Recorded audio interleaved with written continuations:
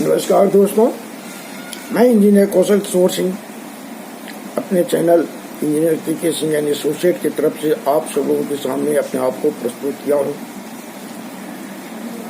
मैं आज जो वीडियो आप लोगों के सामने छोड़ रहा हूँ, रिलीज कर रहा हूँ, ये वीडियो छोड़ा दिया है। इसके पहले मैंने एक वीडियो दिया है जो एप्लीकेशन ऑफ शॉर्टकट से रिलेटेड है। उस वीडियो के अगेंस्ट में बहुत सारे कमेंट आए हैं। सारे कमेंटों का मैंने रिटर्न रिप्लाई दिया है, लेकिन मैंने सोचा कि एक छोटा वीडियो बना के सारे कमेंट को मैं आप लोगों तक पहुंचा दूं, तो सारे जितने भी देखने वाले हैं हमारे वीडियो को, जितने भी देखने वाले इंजीनियर हैं, सब के सब बेनिफिशियल होंगे।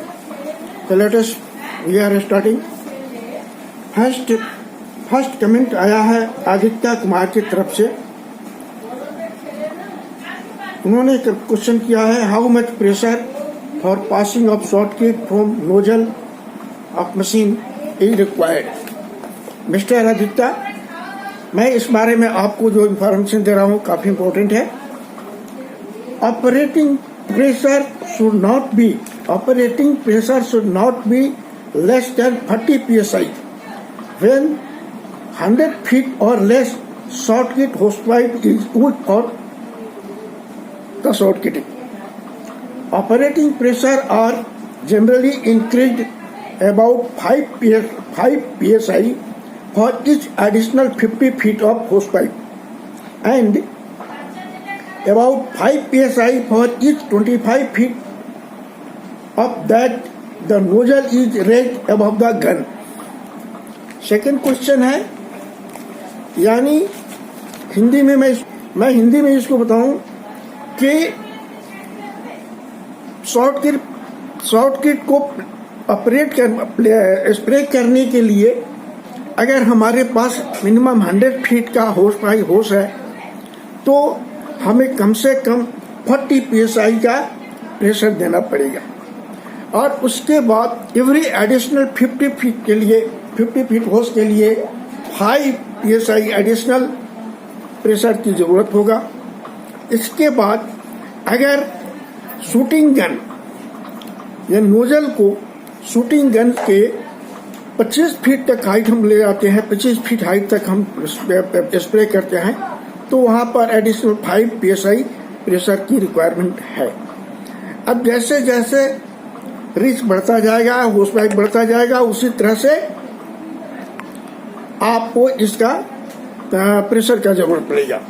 दूसरा क्वेश्चन है, ये मिस्टर आदित्य कुमार की तरफ से ही है, what is the initial setting time and final setting time of shortcut. Mister Aditya, the initial setting time for shortcut is not less than 3 minutes and final setting time should not be more than 12 minutes. It is depend upon the type of cement and additive for a particular job. Mister Aditya, Hindi में मैं बता दूं कि shortcut का initial setting time 3 minute से कम नहीं होना चाहिए और फाइनल सेटिंग टाइम 12 मिनट से ज्यादा नहीं होना चाहिए। ये डिपेंड करता है कि हम किस तरह का केमिकल एडिटिव यूज कर रहे हैं और किस तरह का सीमेंट हम यूज कर रहे हैं। नेक्स्ट क्वेश्चन है,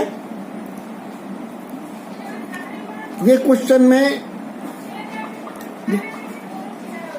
ये भी मिस्टर आदित्य की तरफ से ही है, what should be the temperature of shortcut at the time of spraying. Mister Aditya, may please note it, the temperature of shortcut at the time of placing shall not be less than 50 degree Fahrenheit and not be more than 90 degree Fahrenheit. The temperature, neither aggregate nor mixing water shall be more than 100 degree Fahrenheit just before mixing the cement. Next question is also from Mr. Aditya Kumar. What is the slump of shortcut? The slump of shortcut at the pump, the plasticizer content, depend upon the plasticizer content, should be reduced so as to produce 25 to 50 mm slump just after manufacturing of concrete. The air interturning admixture is then increase the slump to produce the slump required for pumping at the site, typically between 75 mm to 150 mm. यानी मैं बता दूं कि shortcut का slump जिसमें pump से बनके batching and mixing plant से बन के निकलता है, उस समय प्लास्टिसाइजर को इस तरह से एडजस्ट किया जाता है कि उसका स्लम्प 125 mm से 50 mm तक रहे। लेकिन जब उसको हम प्लेसिंग के लिए ले जाते हैं, उस समय उसमें एडमिक्सचर, एयर इंटरनिंग एडमिक्सचर को यूज करते हैं और इस तरह से एडजस्ट किया जाता है तो उस समय जो स्लम्प मिले वो 75 mm से लेकर 150 mm तक हो। Next question is asked by Mr. Abhinav Tyagi, what are the cause of rebound? मैं एक चाहता हूँ एक क्वेश्चन पूछना, तो खैर आप नए इंजीनियर हैं, पूछ रहे हैं, there is no problem. Rebound आप एग्रीगेट को अगर वर्टिकल सरफेस पर देंगे और ओवरहेड सरफेस पर देंगे तो नेचुरली है वो गिरेगा ही गिरेगा, चाहे कितना हो। तो ये अब इसको कैसे कंट्रोल करना है, इसके लिए इंजीनियरिंग मेथड यूज किया जाता है, मशीनरी को कंट्रोल किया जाता है, मशीनरी मेथड से इसको कंट्रोल करते हैं। जैसे नोजल का डिस्टेंस सरफेस से कितना हमें रखना है, it is totally depend upon the practical experience of operator those who are operating the shortcut machine with digital panel box. अगर हम शॉर्टकट किसी स्लोप पर कर रहे हैं, स्लोप प्रोटेक्शन के लिए, और स्लोप का जो एंगल जो है लेस देन 30 डिग्री है, तो वहां पर जो रिबाउंड होगा वो 2% और 3% के बीच में ही रहेगा। लेकिन अगर ओवरहेड करते हैं तो वो अगर वेट शॉर्टकट है तो वो 8 to 9% आना ही है उसको। अब उसको कंट्रोल करने के लिए हमें अपने प्रैक्टिकल एक्सपीरियंस की जरूरत है। मैंने इसके बारे में बताया है कि हमने रिबाउंड को कम करने के लिए हमने एक एडहेसिव का यूज किया था, सिक्का टेक्स पावर प्रोड्यूस्ड बाई सिक्का कोलक्रेट लिमिटेड, और उससे काफी हद तक कंट्रोल हो गया था, 6 से 7% तक आ गया था। नेक्स्ट क्वेश्चन है, रिबाउंड के बारे में तो आपको मैं बता दिया। नेक्स्ट क्वेश्चन है mister Pawan Gupta, which fibre is better for shortcutting? Mister Gupta, shortcutting, wet shortcutting के लिए बेस्ट फाइबर जो है वो पॉली फाइबर ही है, क्योंकि पॉली फाइबर में जंग लगने का, रस्ट लगने का कोई चांसेस नहीं है। अगर हम स्टील फाइबर यूज करते हैं तो उसमें जंग और रस्ट लगेगा ही, जो कि लेटर ऑन शॉर्टकट को, कंक्रीट को डैमेज करेगा। और ये चिप, पॉली फाइबर का जो यूज है ये चिप होता है in comparison of steel fibre. Next question है Muhad Salman Khan, what is ground reaction curve? What is ground reaction curve? ये क्वेश्चन इस शॉर्टकट से रिलेटेड नहीं है, फिर भी मैं रिप्लाई दे रहा हूं। और आपको मैं बताऊं मिस्टर सलमान कि ये क्वेश्चन टोटली डिपेंड करता है, ये स्टडी है जो फिजिकल इंजीनियरिंग का पार्ट है, नॉट सिविल इंजीनियरिंग। ये चीज पढ़ाया जाता है जो फिजिकल इंजीनियरिंग में, सिविल इंजीनियरिंग में नहीं पढ़ाया जाता है। और मैं आपको रिप्लाई दे रहा हूं जो मैंने एक्सपीरियंस गेन किया है। The ground reaction curve can be defined as a curve that describe the decreasing of inner pressure and the increasing of radial displacement of tunnel wall. The analytical method to obtain the ground reaction curve used in general, but these solutions are only possible under some particular condition. और इसका जो analytical method है वो बहुत लंबा चौड़ा है, उसके बहुत, अगर उसको हम एक्सप्लेन करने लगे तो हमको 2 महीना लग जाएगा, क्योंकि उसकी पूरी बुक ही है।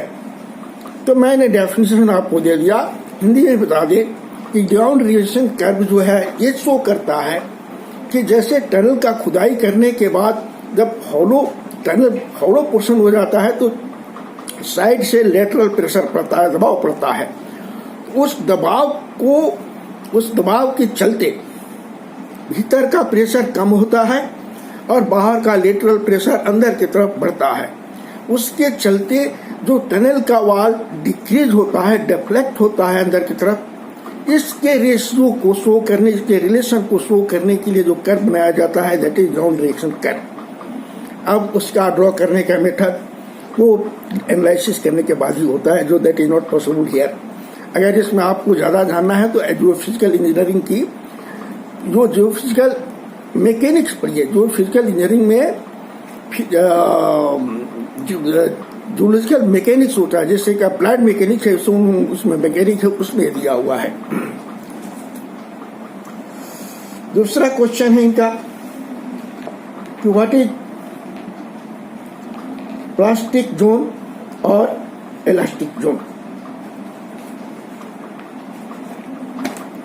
तो इसके बारे में आपको बता दें, the region beyond rupture zone associated with crater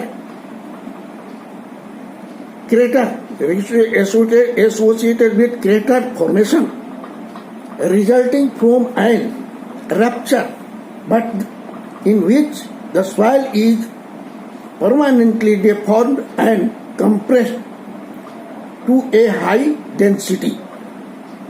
See also rupture. ये इसको मैं हिंदी में बताऊं कि प्लास्टिक जोन या इलास्टिक जोन, उसमें थोड़ा अंतर है। जमीन के अंदर फटने वाले क्षेत्र में अलग, फटने वाले क्षेत्र से एक ऐसा क्षेत्र जो किसी प्राकृतिक बदलाव या विस्फोट के परिणाम स्वरूप गड्ढा बने से संबंधित रहता है। लेकिन वहां पर जहां पर ये गड्ढा बनता है वहां की मिट्टी अस्थायी रूप से, नॉट अस्थायी, अस्थायी रूप से परमानेंटली विकृत हो जाता है। और वो ऐसा विकृत होता है कि उसमें बहुत ही हाई प्रेशर का घनत्व यानी डेंसिटी में वो कंपैक्ट हो जाता है।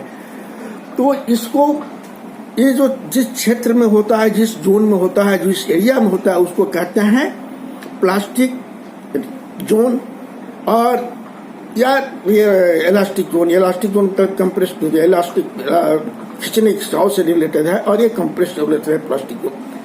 तो ये भी जो टॉपिक्स है ये जियोफिजिकल इंजीनियरिंग का टॉपिक है, not of the topic of civil engineering. तो दोस्त, मैंने अपने स्टडी के हिसाब से, अपने हिसाब से आप लोगों को हिंदी और इंग्लिश दोनों में एक्सप्लेन किया। अगर आप इससे संतुष्ट होंगे तो हमारी इस छोटी वीडियो के अगेंस्ट में अपना सेटिस्फेक्शन जरूर जाहिर कीजिए। अगर कुछ डाउट है तो भी मैं फर्दर क्लैरिफाई करूंगा। तब तक के लिए विदा कीजिए। नमस्ते।